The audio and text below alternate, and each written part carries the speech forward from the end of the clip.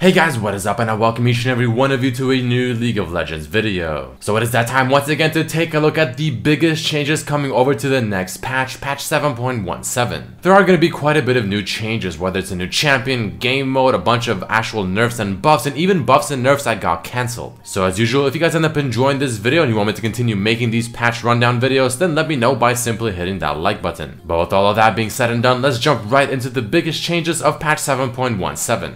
So first things first, probably the biggest change coming to this patch is going to be the release of the new champion, Ornn. Now I'm sure most of you guys have seen my gameplay videos or other gameplay videos of this new champion, and you may have already kind of come to your own consensus on what you think of him, but let me give you guys a quick rundown on what I personally think of Ornn up until this point. So he is going to be a relatively tanky, bruiser-ish kind of champion that's going to be mainly going to the top lane. Personally, I think his W ability is probably his best ability because of the amount of damage it does and how well it's going to scale and how useful it is, and just the new effect it provides on the target, the new CC brittle. It really works with his kit overall quite well. Now his Q ability is a little bit awkward because I think it takes a little too long for the little stump to come out of the ground and actually start doing something, but it synergizes obviously exceptionally well with his E ability, which I think is also really good. The actual AoE on the E ability is, I think, really damn good, and I think it's going to catch a lot of people by surprise. His ultimate is also quite good in the sense that it is going to be a little bit awkward to use at first, but once you get the hang of it, I truly think that this ultimate can actually win team fights. It's going to be one of those massive ones, like for instance an Orianna ultimate,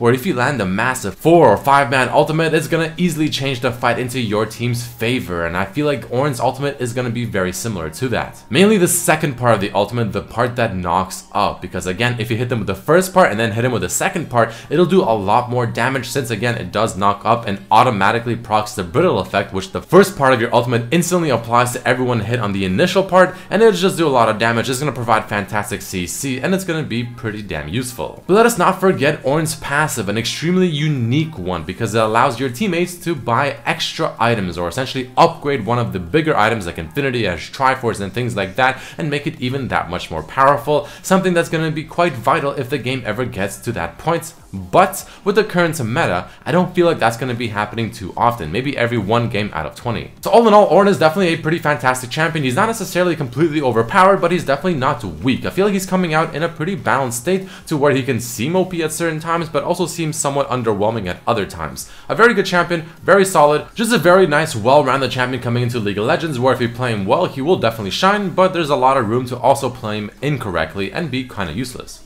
But following this, we have a new game mode. Now, I'm not entirely sure if it's coming out this coming weekend for the new patch or not, but there is a new game mode on the PvE server that has been there for testing for about a week and a half now. The new game mode is called Invasion, and I did make a video playing this as well, and the game mode overall is pretty interesting. I mean, it does have completely new maps. It's essentially completely new of a style of game mode, where it's going to be you and 4 others teaming up against a bunch of AI or bots coming after you to try and kill you. It is going to be a cooperative game mode, so again, you and 4 other people versus a bunch of bots. It's a pretty fun game mode. You play it a few times and you are going to definitely have fun. You know, the last boss being this empowered Rift Herald is really difficult to take down, but my personal experience is playing it on the PvE server, where it was exceptionally laggy, so maybe it's not as hard as it seemed initially. All in all, this is going to be a game mode I feel like after the first 3, 4, maybe 5 times you'll enjoy it, but then it's going to get a little bit stale and a little bit boring, to which you can play the newer game mode, or the newer version of it, where it's just going to be a harder version of the exact same thing of Invasion. Very similar to how there are several levels of Doom bots to try and really challenge yourself and your friends. But again, all in all, pretty cool game mode, a lot of fun to play for the first few times, but I feel like it can get stale pretty quickly.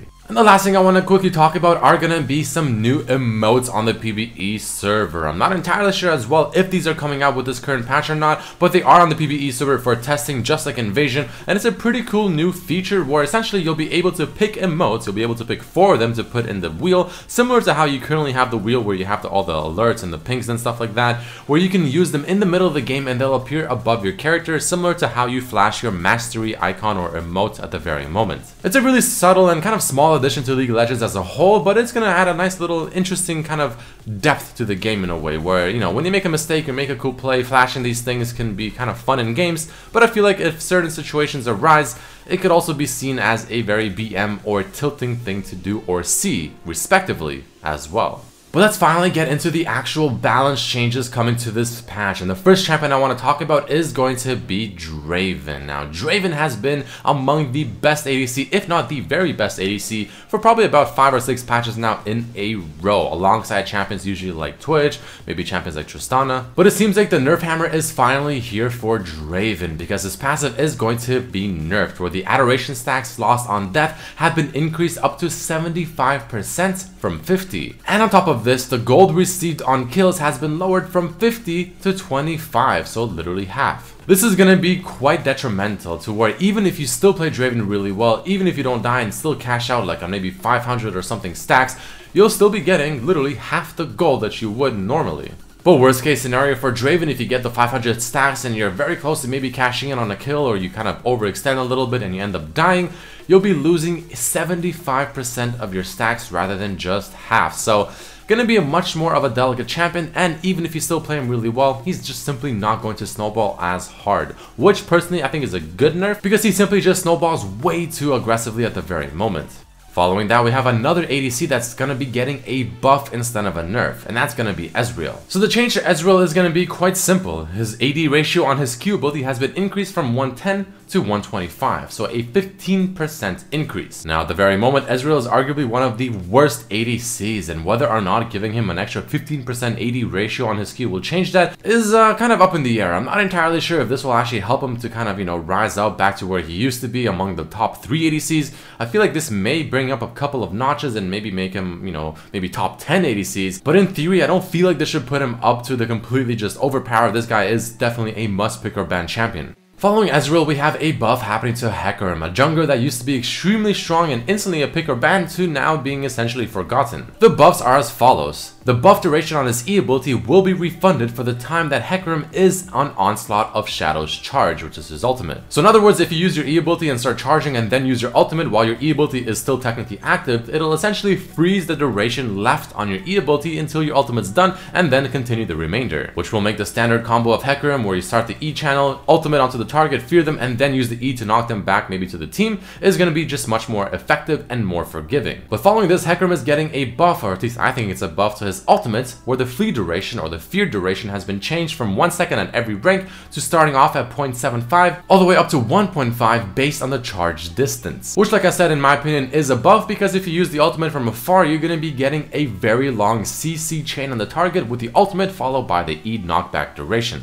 Following this, Janna actually had quite a bit of changes coming to her for this patch as well, but a lot of it did get reverted. But the part that did not is gonna be her E, Eye of the Storm, where the mana cost on this ability has flat out been increased and the cooldown has also been increased, which is a good start to nerfing Janna, but I feel like it's not gonna be enough to actually bring her down to where she should be. But on top of also nerfing Janna, they're going to be buffing the other supports, in this case Leona, where they're going to be giving her some pretty cool changes. So for her passive, the duration that the passive actually lingers on the target is going to be decreased down to 1.5 seconds, but the damage overall that the passive will do once it's triggered will be increased by quite a bit. And on top of this, the cooldown on her Q ability has also been set to 6 seconds at all ranks, rather than being 9 seconds rank 1, but all the way down to 5 seconds rank 5. This will definitely make her laning phase a lot better. This will also make her Q ability a 1-point wonder, to where you can probably even max it last. But all in all, Leona now will just be able to do a lot more damage, be a lot more useful, but you will have a little bit less time to actually proc her passives, which in a team fight really shouldn't be an issue.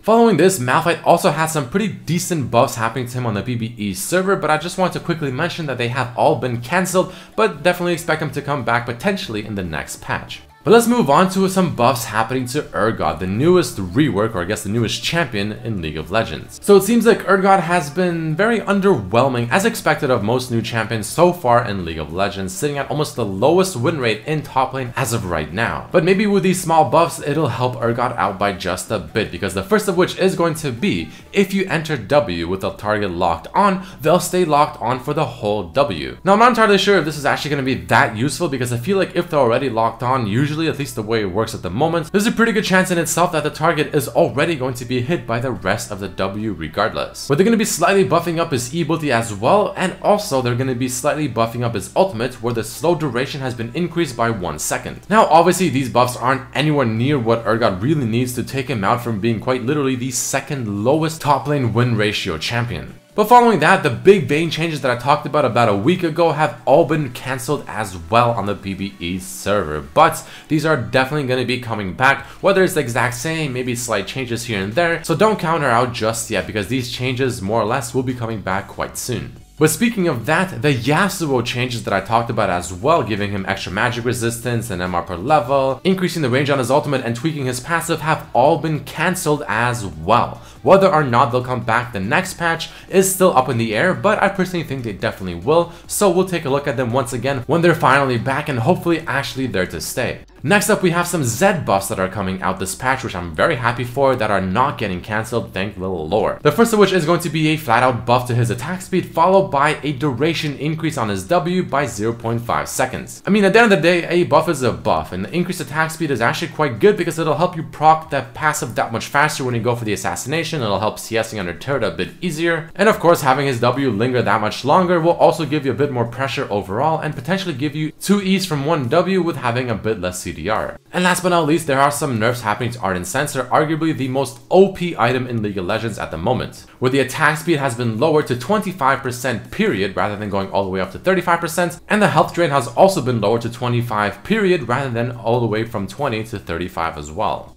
And of course, there are going to be the new Star Guardian skins coming out to celebrate the new game mode Invasion. There's going to be a bunch of new ones for champs like Ahri, Ezreal, Syndra, and they're going to look fantastic. So let me know if you guys are going to be buying any of them down below. Personally, I think I might just go ahead and pick up the Ezreal one.